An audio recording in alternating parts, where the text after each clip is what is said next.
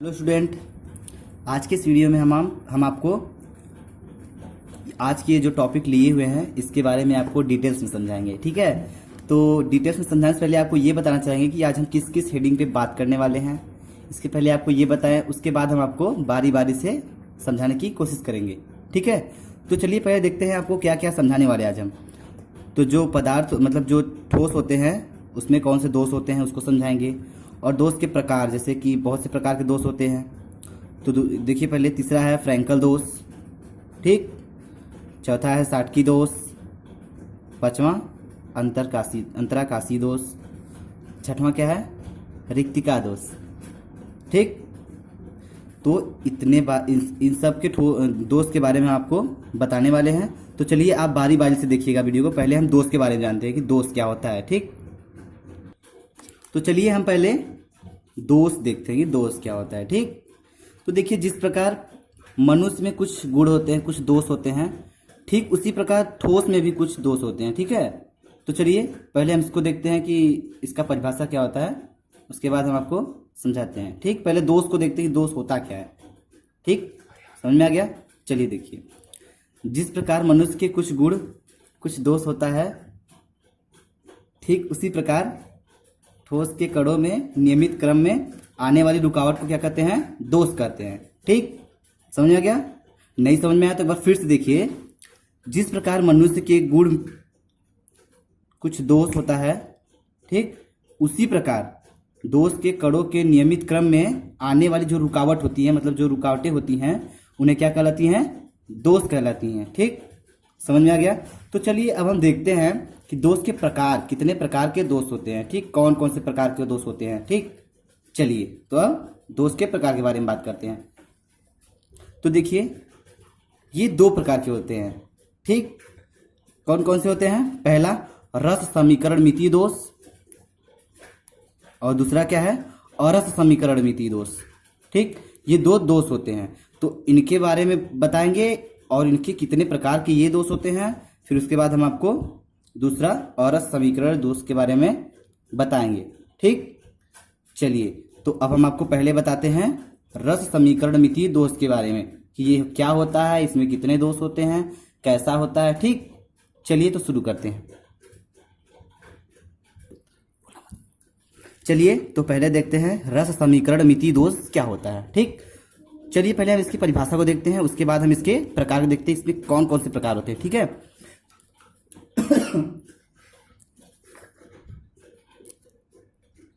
चलिए तो देखते हैं पहले इसकी परिभाषा को। ठीक है, हम इसके बारे में एकदम डिटेल्स में आपको समझाने वाले हैं। प्लीज आपसे हैम्बल रिक्वेस्ट है कि आप वीडियो को बहुत ध्यान से देखिएगा ताकि आपको एकदम आसानी से समझ में आए। ठीक है, चलिए तो शुरू करते हैं।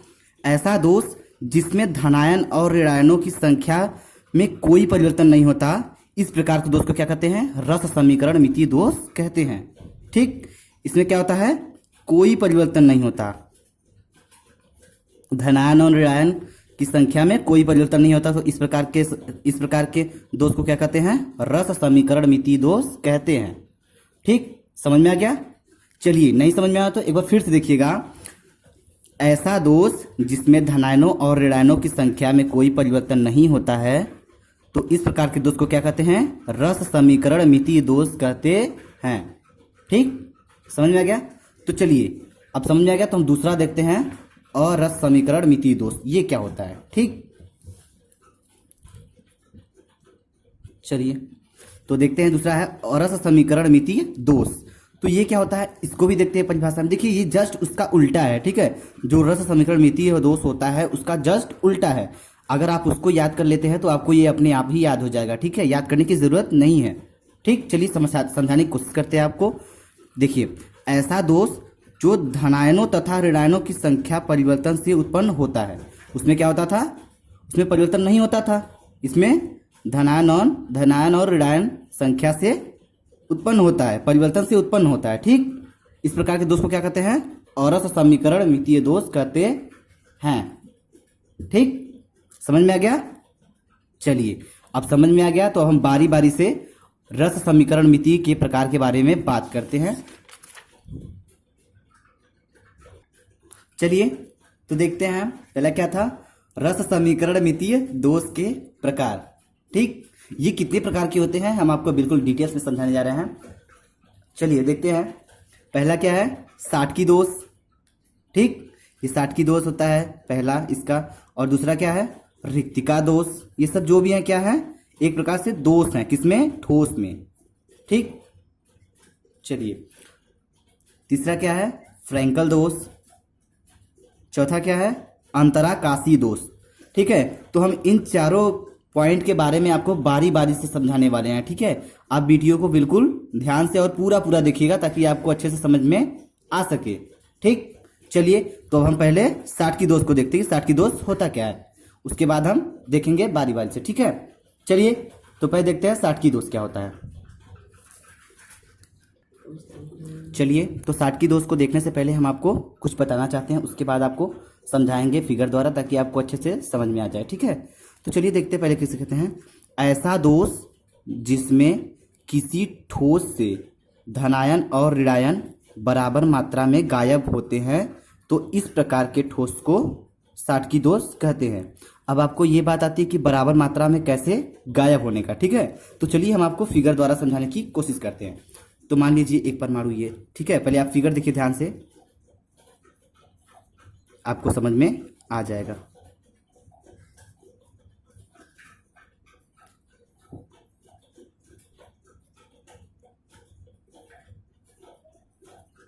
देखिए अभी परिभाषा में लिखा था ना, क्या लिखा था, धनायन और ऋणायन बराबर मात्रा में गायब होने का। तो देखिए ये प्लस हो गया, ठीक है, फिर यहाँ क्या आता है, माइनस, फिर प्लस, फिर माइनस, फिर प्लस, फिर माइनस।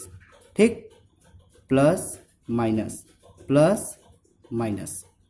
ठीक है, प्लस, ये प्लस आ गया तो यहाँ माइनस के बाद क्या आएगा, प्लस आएगा। ठीक, फिर यहाँ क्या आएगा, माइनस आएगा, फिर प्लस आएगा। ठीक, समझ में आ गया। चलिए ठीक है, देखिए फिर यहाँ क्या हो गया, प्लस हो गया, फिर यहाँ माइनस। ठीक, तो यहाँ हम छोड़ देते हैं, अभी बता रहे हैं आपको क्यों छोड़े हैं। ठीक है, तो देखिए यहाँ क्या आएगा, यहाँ प्लस, यहाँ माइनस, तो यहाँ क्या आएगा, प्लस आएगा। ठीक, तो यहाँ नहीं लिख के हम यहाँ माइनस लिखते हैं। ठीक, फिर यहाँ प्लस, फिर माइनस। तो देखिए अब यहाँ क्या आएगा, माइनस आएगा। ठीक है, तो यहाँ से एक ऋणायन गायब है और यहाँ से एक धनायन, यहाँ प्लस आएगा। ठीक, तो यहाँ से एक ऋणायन गायब होगा, यहाँ से एक धनायन गायब हो गया। तो इस प्रकार के दोष को क्या कहते हैं, 60 की दोष। समझ में आ गया। चलिए अगर नहीं समझ में आया तो एक बार हम फिर से आपको समझाने की कोशिश करते हैं, समझने की कोशिश कीजिए। ठीक है, ऐसा दोष जिसमें हाँ किसी ठोस से धनायन और ऋणायन बराबर मात्रा में गायब होते हैं, तो इस प्रकार के ठोस को क्या, इस प्रकार के दोष को क्या कहते हैं, 60 की दोष कहते हैं। सॉरी, यहाँ दोष रहेगा। ठीक है, देखिए तो यहाँ से क्या गायब है, यहाँ से ऋणायन गायब है और यहाँ से धनायन गायब है, तो इस प्रकार के दोष को क्या कहेंगे, 60 की दोष कहेंगे। ठीक, समझ में आ गया। चलिए तो अब देखते हैं कि ये जो दोष होता है 60 की दोष, ये कैसे उत्पन्न होता है। ठीक, क्या कारण है इसकी उत्पन्न होने का, उसको देखते हैं। अगर बाय द वे आपको पूछ दे, कहीं कोई भी पूछ दे या फिर कहीं एग्जाम में पूछ दे, तो आप उसको बता सके। ठीक है, इसलिए हम आपको बेसिक नॉलेज दे रहे हैं ताकि आपको पता रहे, तो आप बता सके। ठीक है, चलिए तो देखिए इस दोष को उत्पन्न होने का मुख्य कारण क्या क्या है, ठोसों का उच्च आयनिक होना, ठीक, उप सहसंयोजन संख्या होना और धनायनों और ऋणायनों का आकार लगभग समान होता है। ठीक, इसमें यही होता है। देखिए जैसे एग्जांपल लेते हैं हम, आपको एग्जांपल के लिए AgBr, ठीक है, इसको क्या कहते हैं, सिल्वर ब्रोमाइड। ठीक, समझ में आ गया।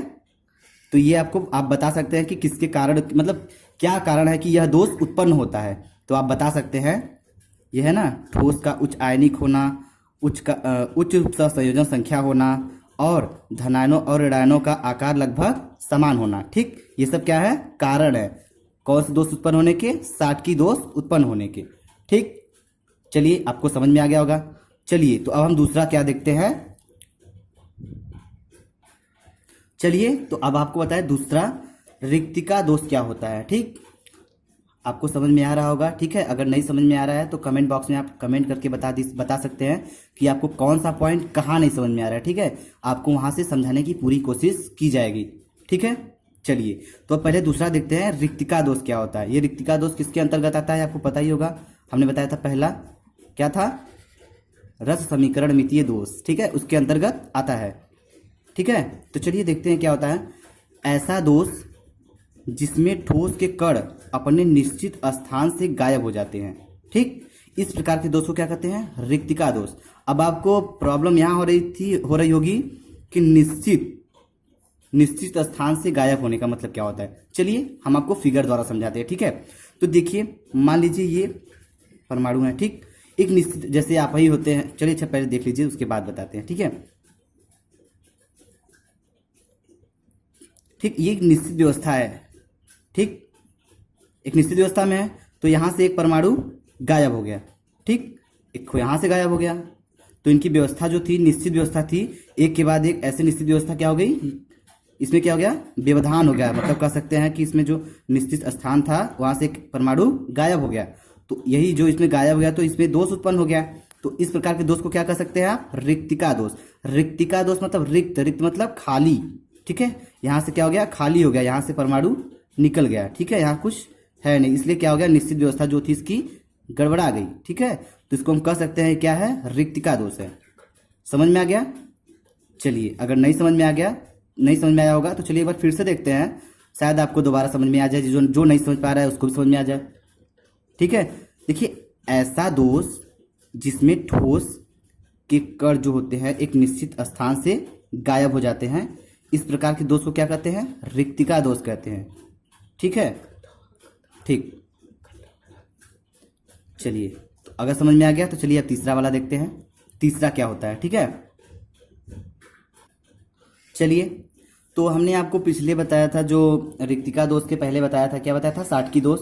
तो उसके उत्पन्न होने का जो कारण होता है, तो इसमें भी होता है, कुछ कारण इसमें भी होते हैं जिसके कारण ये दोष उत्पन्न होता है, तो उसके बारे में हम आपको बताते हैं। तो देखिए इस दोष के उत्पन्न होने का कारण पदार्थ का घनत्व कम हो जाना। ठीक है, अगर पदार्थ का घनत्व जो है कम हो जाएगा तो ये दोष उत्पन्न हो जाएगा। ठीक, तो आप समझ में आ गया होगा आपको, इस प्रकार के दोष को उत्पन्न होने का मुख्य कारण क्या है, पदार्थ का घनत्व कम हो जाना। ठीक, समझ में आ गया।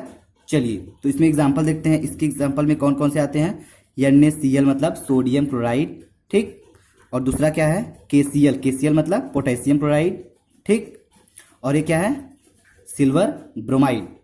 ये तीनों एग्जाम्पल किसके हैं, रिक्तिका दोष के। ठीक है, अगर आपसे बोर्ड एग्जाम या फिर कहीं ऑब्जेक्टिव क्वेश्चन अगर पूछ सकता है कि रिक्तिका दोष के कुछ उदाहरण दीजिए, ठीक है, तो आप बता सकते हैं NaCl यानी सोडियम क्लोराइड, KCl मतलब पोटेशियम क्लोराइड, AgBr मतलब सिल्वर ब्रोमाइड।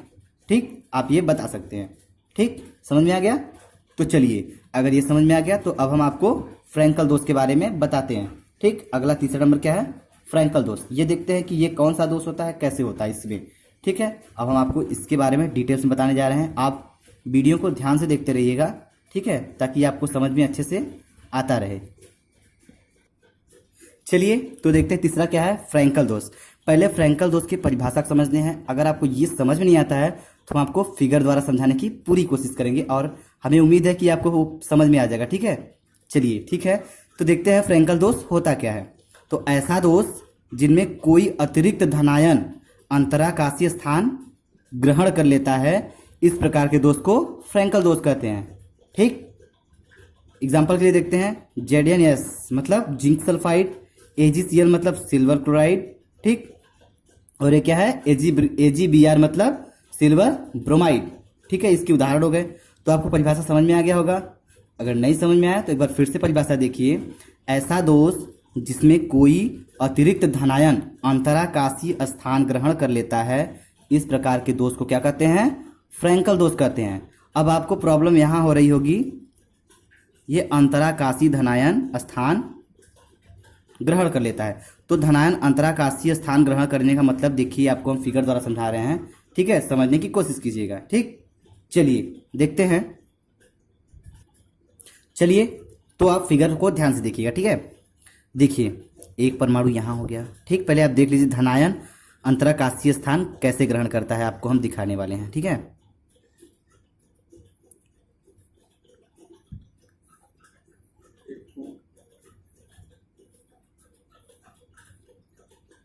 ठीक, तो देखिए ये क्या है, प्लस है, माइनस, प्लस, माइनस, प्लस।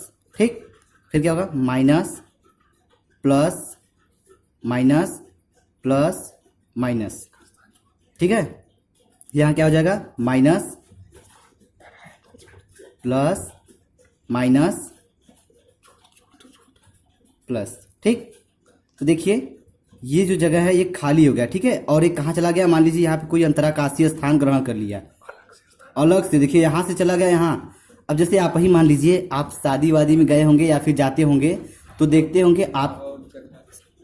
होंगे कि आपके टीचर अगर आपको दिखाई देते होंगे या फिर कोई ऐसा व्यक्ति दिखाई देता होगा आपको कि जो आप सोचते होंगे कि आप वो आपको देख ना पाए, ठीक है। तो अगर सामने से वो आ रहा होता है तो आप अपनी कुर्सी को उठाकर पीछे चले जाते हैं या फिर कहीं ऐसी जगह चले जाते हैं जहां वो हमको न देख पाए, ठीक है। तो बिल्कुल उसमें भी ऐसा होता है, देखिए यहाँ पे इसको आना चाहिए लेकिन ये यहाँ न जाके बल्कि यहाँ जाके अंतराकाशीय स्थान ग्रहण कर ले रहा है, यहाँ पे नहीं आ रहा है। तो इसको इसीलिए इसको क्या कहते हैं, फ्रैंकल दोष, ठीक। समझ में आ गया। चलिए अगर समझ में आया तो एक बार फिर से देखिए परिभाषा, ऐसा दोष जिसमें कोई अतिरिक्त धनायन अंतराकाशीय स्थान ग्रहण कर लेता है, इस प्रकार के दोष को क्या कहते हैं, फ्रैंकल दोष कहते हैं। और हमने आपको एग्जाम्पल भी बता दिया, जिंक सल्फाइड, ठीक है, सिल्वर क्लोराइड और सिल्वर ब्रोमाइड, ठीक है। तो देखिए आपको धनायन अंतराकाशीय स्थान ग्रहण करने मतलब देखिए यहाँ धनायन आएगा तो ये यहाँ ना आके बल्कि किसी दूसरे जगह पे जाकर स्थान ग्रहण कर लिया, ठीक। तो इसको हम कह सकते हैं क्या, ये फ्रैंकल दोष कहलाएगा, ठीक। समझ में आ गया। चलिए अगर आपको समझ नहीं आया तो समझ में आ गया होगा। चलिए अगर समझ नहीं आया तो एक बार फिर से आप कमेंट बॉक्स में कमेंट करके बता सकते हैं कि आपको फ्रैंकल दोष में कहाँ प्रॉब्लम है, नहीं समझ में आ रहा है, आपको हम बिल्कुल डिटेल समझाएंगे। अगर आपको समझ में आ गया तो आप कमेंट करके जरूर बताइएगा, ठीक है, ताकि हमको भी समझाने में अच्छा लगे। चलिए तो देखते हैं कि ये जो फ्रैंकल दोष उत्पन्न होता है तो ये किसके कारण होता है। जैसे हमने आपको पिछले रिक्तिका दोष में बताया और साटकी दोष में बताया किसके किसके कारण होते हैं, तो अब हम आपको फ्रैंकल दोष में भी बताने वाले हैं, ठीक है, कि यह किसके कारण दोष उत्पन्न होता है, ठीक। तो चलिए देखते हैं इस दोष के उत्पन्न होने का मुख्य कारण क्या है, घनत्व का परिवर्तन न होना। देखिए इसमें घनत्व परिवर्तन नहीं होता है, इसलिए इसका क्या है, मुख्य कारण उत्पन्न होने का क्या है, घनत्व का परिवर्तित न होना, ठीक। समझ में आ गया। चलिए अगर ये आपको समझ में आ गया तो चलते हैं अब चौथा देखते हैं कि कौन सा दोष है, उसके बारे में आपको डिटेल्स में बताएं, ठीक है। वैसे हमने तो सबके बारे में डिटेल्स में बताने की कोशिश किया है, बट ये मायने रखता है कि आपको समझ में कितना आ रहा है, ठीक है। आप समझने की पूरी कोशिश कीजिएगा। जो पॉइंट जो नहीं समझ में आए आप कमेंट बॉक्स में कमेंट करके बता सकते हैं कि सर हमको यहाँ प्रॉब्लम हो रही है, तो वहाँ आपको बिल्कुल अच्छे तरह से दूसरे वीडियो के द्वारा माध्यम से समझाया जाएगा, ठीक है। चलिए तो अब चौथा देखते हैं। चलिए तो अब हम देखते हैं चौथा क्या है, अंतराकाशी दोष, ठीक। तो अंतराकाशी दोष क्या होता है, पहले इसको परिभाषा को देखते हैं, ठीक, उसके बाद आपको फिगर के द्वारा समझाएंगे ताकि आपको कोई कंफ्यूजन न हो सके, ठीक है। तो देखिए ऐसा दोष जिसमें कुछ कण अपने निश्चित स्थान से उठकर एक अंतराकाशीय स्थान ग्रहण कर लेते हैं, उसे क्या कहते हैं, अंतराकाशी दोष कहते हैं, ठीक। समझ में आ गया। चलिए अब हम आपको फिगर द्वारा समझाने की कोशिश करते हैं, ठीक है, ठीक।